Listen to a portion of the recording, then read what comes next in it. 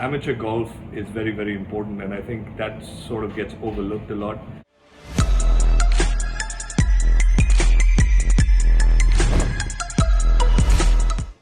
Golf needs something new. Golf needs a new format.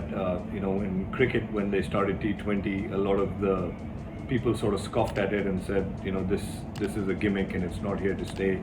And look where we are today. T20 is the most popular format. I won't say it's the greatest format, but it's the most popular. It's brought in a whole new audience. I think, if I'm drawing parallels with cricket, I think that was the T20 version of golf. 18 holes, given where we are today with how kids are with all their devices, and you're struggling to push your kids out of the house. It's always going to be a challenge to keep a 18-hole, 72-hole format sort of going in the long run. So I personally think 9 holes is the future.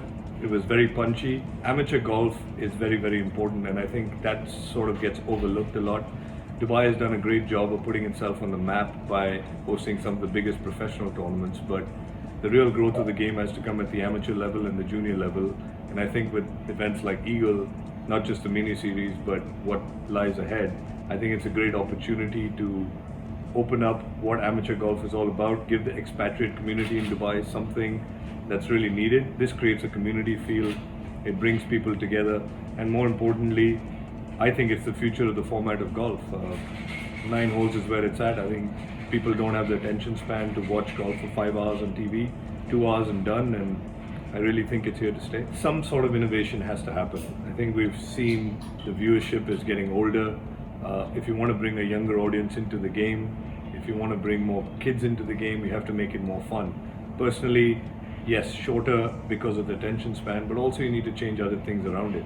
You don't want to take your kid out to the golf and say you have to be quiet for 5 hours, and you want music, you want fun, you want them to go and have a good day out. You go to a soccer game, you can go and shout and scream your lungs out. You go to watch a baseball game in America or a football game. So golf's got to be more entertainment. I think the professional game needs to innovate. I don't think we've homed in on what that perfect answer is. But if you were to ask me personally, I think a 9-hole head-to-head sort of battle, a team competition, something on those lines is where I really see the future.